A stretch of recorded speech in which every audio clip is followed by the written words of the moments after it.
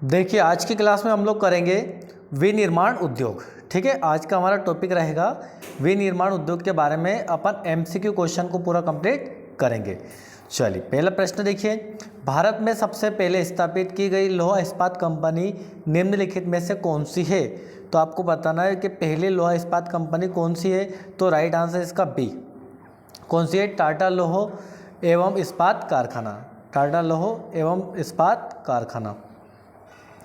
दूसरा प्रश्न है, निम्नलिखित में से कौन सा चीनी का दूसरा सबसे बड़ा उत्पादक है? तो आपको बताना है चीनी यानी कि शक्कर का सबसे बड़ा दूसरा उत्पादक कौन है ना। तो इसका राइट आंसर उत्तर प्रदेश।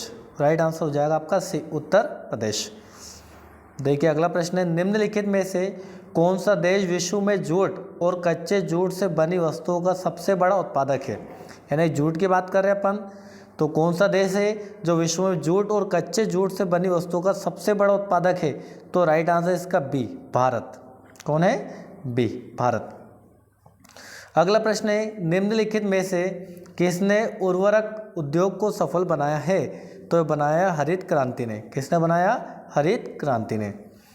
अगला प्रश्न है, स्वामित्व के आधार पर उद्योग को कितने भागों में विभक्त किया गया है? ये कितने भागों में बांटा गया है? तो स्वामित्व के आधार पर इसका राइट आंसर है डी, यानी कि सार्वजनिक क्षेत्र, व्यक्तिगत क्षेत्र और मिश्रित क्षेत्र सभी में बांटा गया है। अगला प्रश्न है, कच्चे माल और उद्योग में कैसा संबंध है? तो कच्चे माल और उद्योग में कैसा संबंध है? तो राइट आंसर है बी, घनिष्ठ संबंध है। कैसा है? घनिष्ठ संबंध। अगला प्रश्न है, कौन से राज्य में लोहा इस्पात उद्योग नहीं है? तो किस राज्य में लोहा इस्पात उद्योग नहीं है? तो राइट आंसर है ए, हरियाणा। किस में नहीं है? हरियाणा में लोहा इस्पात उद्योग नहीं है। निम्नलिखित में से कौन सा उद्योग निजी क्षेत्र में है? तो निजी क्षेत्र में कौन सा है? डाबर। कौन सा उद्योग है? डाबर जो है निजी क्षेत्र में स्थापित है। अगला प्रश्न, इनमें से कौन सा उद्योग रसायनों का सबसे कम उपभोग करता है? तो इसमें से कौन सा उद्योग है जो रसायन होते हैं उनका सबसे कम उपभोग करता है? तो राइट आंसर है आपका सी, रसायन। कौन सा है? रसायन। कच्चे माल के स्रोतों के आधार पर उद्योग के प्रकार बताइए। तो कच्चे माल के आधार पर है ए और बी दोनों। तो राइट आंसर हो जाएगा डी, ए बी दोनों, यानी कृषि आधारित और खनिज आधारित। अगला प्रश्न है, उद्योग की स्थिति किसके द्वारा या किसके द्वारा प्रभावित होती है? तो उद्योग की स्थिति प्रभावित होती है इन सभी के द्वारा। उपरोक्त सभी, बाजार पूंजी, कच्चे माल का उपलब्ध और श्रम और यातायात सभी के द्वारा। भारहास वाले कच्चे माल का उपयोग करने वाले उद्योग कौन से हैं? तो जो है भारहास वाले कच्चे माल का उपयोग करने वाले उद्योग कौन से हैं? ये कहाँ से हो गया?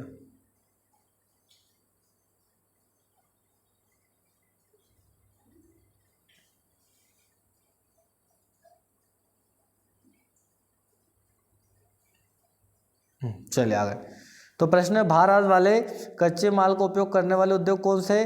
तो राइट आंसर क्या हो जाएगा आपका? लोहा इस्पात। कौन सा है? लोहा इस्पात। अगला प्रश्न है, निम्नलिखित राज्यों में से किस राज्य में 2 सॉफ्टवेयर प्रौद्योगिकी पार्क है?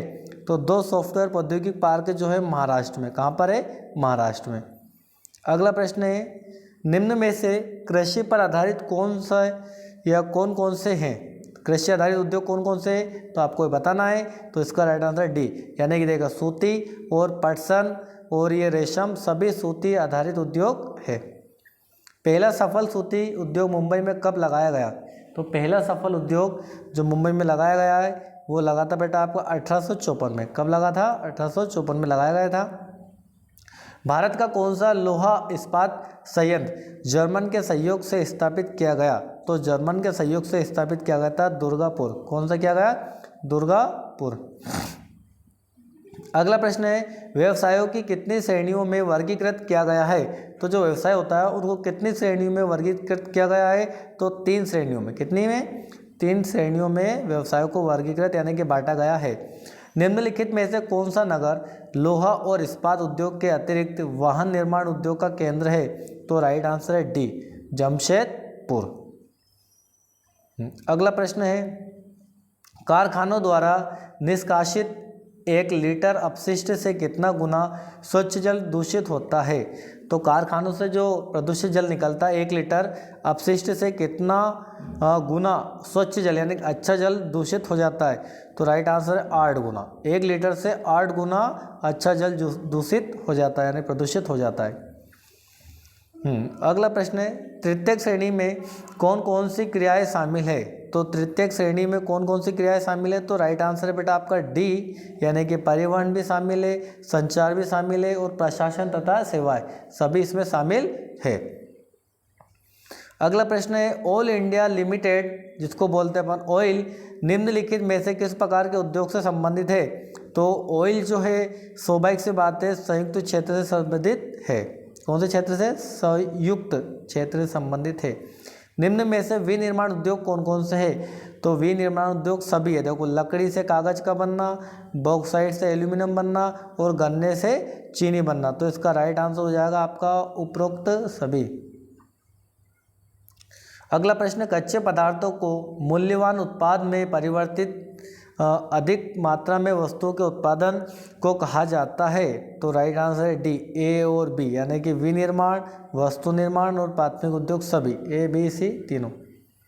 कच्चे माल तथा निर्मित उत्पादों की प्राकृतिक का मूल्य बड़ी सीमा तक किस प्रकार या किस पर निर्भर है? तो राइट आंसर है आपका सी, परिवहन पर। किस पर निर्भर है?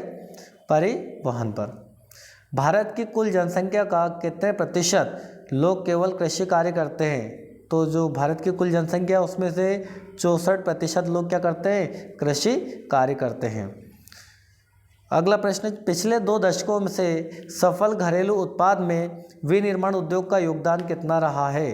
तो विनिर्माण उद्योग का जो रहा है 17%। कितना रहा है? 17% रहा है।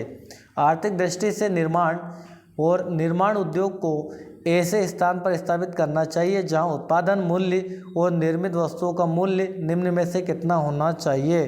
तो ये होता है आपका न्यूनतम। कितना होना चाहिए? न्यूनतम होना चाहिए। आर्थिक विकास की रीढ़ किसे समझा जाता है? तो आर्थिक विकास की रीढ़ समझा जाता है विनिर्माण उद्योग को।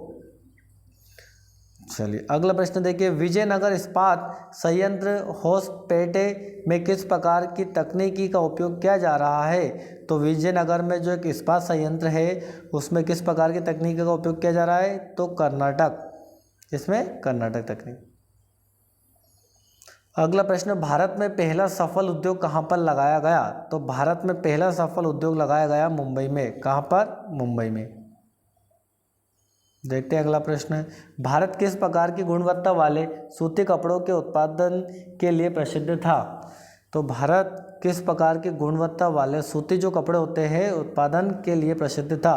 तो राइट आंसर है डी बेटा, मलमल और कैलिको और छींट सभी के लिए प्रसिद्ध था। सूती वस्त्र उद्योग के स्थानीयकरण को किन किन कारकों ने बढ़ावा दिया है? तो सूती वस्त्र उद्योग को जो बढ़ावा दिया है वो है राइट आंसर आपका डी, उपरोक्त सभी। कपास की उपलब्धता, बाजार परिवहन, श्रम नियुक्त है ना, जलवायु सभी। प्राथमिक श्रेणी में कौन कौन सी क्रियाएं शामिल है? तो प्राथमिक श्रेणी में जो क्रियाएं शामिल है वो देखो, प्राथमिक क्रियाकलाप में कृषि आता है, पशुपालन आता है, मछली पालन आता है, यानी कि उपरोक्त सभी, उपरोक्त सभी। अगला प्रश्न है, नवंबर 2011 तक देश में लगभग कितने सूती तथा कृत्रिम रेशों के कपड़े मिले थे? तो राइट आंसर आपका ए, 1946। अगला प्रश्न, भारत में बने सूती वस्त्र के आयातक देश कौन कौन से हैं? तो भारत में बने सूती वस्त्र के आयातक देश कौन कौन से हैं? तो राइट आंसर इसका है डी, उपरोक्त सभी, इंग्लैंड, रूस, फ्रांस सभी। उद्योगों द्वारा होने वाले प्रदूषण कौन कौन से हैं? तो उद्योग से होने वाले प्रदूषण सभी है। आपको पता उद्योग से वायु प्रदूषण, जल, भूमि, ध्वनि सभी प्रदूषण होता है। सूती वस्त्र उद्योग के कारण किन उद्योगों की मांग बढ़ती है? तो सूती वस्त्र के कारण किन उद्योगों की मांग बढ़ती है? तो ए और बी, रसायन, रंजक, मिल स्टोर और इंजीनियरिंग उद्योग। प्लास्टिक का तो कोई रोल नहीं है इसमें। चलिए, द्वितीय श्रेणी में कौन कौन सी क्रियाएं शामिल है? तो द्वितीय श्रेणी में जो क्रियाएं शामिल है ए और बी दोनों है। तो देखते हैं द्वितीय श्रेणी में एक तो आपका उद्योग शामिल है और निर्माण कार्य शामिल है। तो राइट आंसर हो जाएगा आपका डी। निम्नलिखित में से कौन सा नगर भारत की इलेक्ट्रॉनिक राजधानी के रूप में जाना जाता है? तो निम्नलिखित में से कौन सा नगर भारत की इलेक्ट्रॉनिक राजधानी के रूप में जाना जाता है? तो वो है राइट आंसर आपका ए, बंगलोर। कौन सा है? बंगलोर। पटसन उद्योग में भारत निर्यातक देशों में से कौन सा स्थान है? तो भारत जो है हमारा निर्यातक देशों में से जो निर्यात करता है उन देशों की संख्या में कौन सा स्थान है भारत का? तो ये है बेटा बी, दूसरा। कौन सा स्थान है? दूसरा। चलिए, वर्ष 2010-11 में भारत में लगभग कितने पटसन उद्योग थे? तो भारत में जो पटसन उद्योग थे 80। कितने थे? 80 पटसन उद्योग थे। नेक्स्ट प्रश्न आपका, विदेशी मुद्रा लाने में औद्योगिकरण कैसे सहायक है? तो विदेशी मुद्रा लाने में औद्योगिकरण कैसे शामिल है? सी, विनिर्मित वस्तुओं का निर्यात। जो विनिर्मित वस्तु है उसका निर्यात में। भारत में पहली सफल कपड़ा मिल कब और कहाँ स्थापित की गई?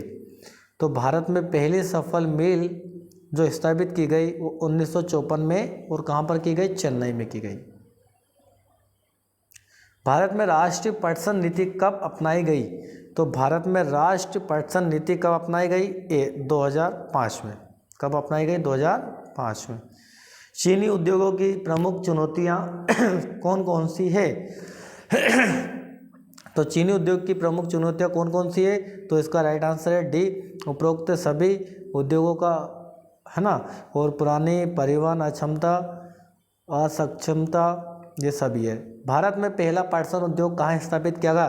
तो भारत में पहला पटसन उद्योग स्थापित किया कोलकाता के निकट रेशरा में, है ना। महाराष्ट्र में चीनी उद्योग की मिलों की संख्या में वृद्धि के क्या कारण थे? जो महाराष्ट्र है वहाँ पर जो चीनी उद्योग जो मिल है उनकी संख्या में वृद्धि मतलब बढ़ी, इसका कारण क्या था? तो सभी कारण थे। देखो, गन्ने में सुक्रोज की मात्रा का अधिक होना, ठंडी जलवायु का होना, और सहकारी समिति की सफलता। तो ये इसका राइट आंसर हो जाएगा डी, सभी। चलिए, राष्ट्रीय पटसन, ये बेटा राष्ट्रीय है ना, थोड़ा इसको सही कर लेना आप लोग। राष्ट्रीय पटसन नीति के क्या क्या उद्देश्य थे? तो राष्ट्रीय पटसन नीति के उद्देश्य थे उपरोक्त सभी। पटसन उत्पादन को बढ़ाना, पटसन उत्पादन किसानों को अच्छा मूल्य दिलाना, ये सभी इसके थे। निम्नलिखित राज्य समूह में से किस राज्य समूह में सबसे अधिक चीनी मिलें हैं? तो चीनी मिल सबसे अधिक कहाँ है? उत्तर प्रदेश व बिहार। कहाँ पर है? उत्तर प्रदेश व बिहार। अगला प्रश्न है, कुल चीनी मिलों का कितना प्रतिशत भाग उत्तर प्रदेश तथा बिहार में होता है? तो देखते हैं अपन, कुल चीनी मिलों का कितना प्रतिशत भाग उत्तर प्रदेश और बिहार में होता है?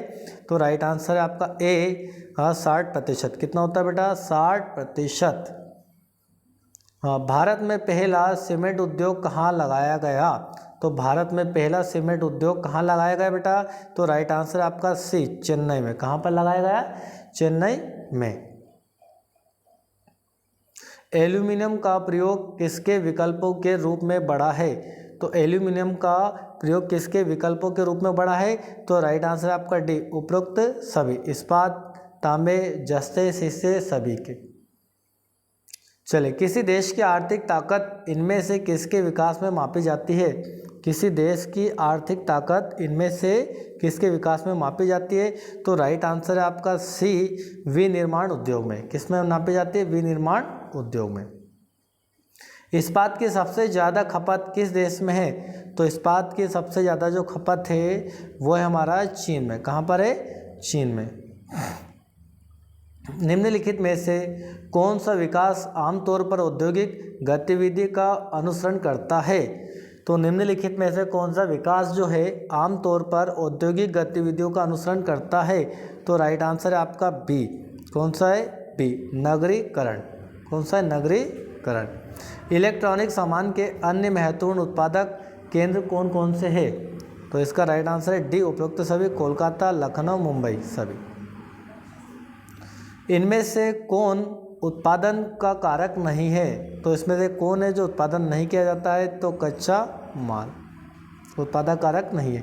भारत की इलेक्ट्रॉनिक राजधानी कौन सी है? तो भारत की जो इलेक्ट्रॉनिक राजधानी है वो है बेंगलोर। कौन सा है? बेंगलोर। अगला प्रश्न, कच्चे माल को मूल्यवान उत्पाद में परिवर्तित कर अधिक मात्रा में वस्तुओं के उत्पादन की निम्नलिखित में से कौन सी प्रक्रिया है? तो राइट आंसर आपका बी, द्वितीयक कार्य। कौन सा है? द्वितीयक कार्य। इस्पात को कठोर बनाने के लिए किसकी आवश्यकता होती है? इस्पात को कठोर बनाने के लिए आवश्यकता होती है मैग्नीज की।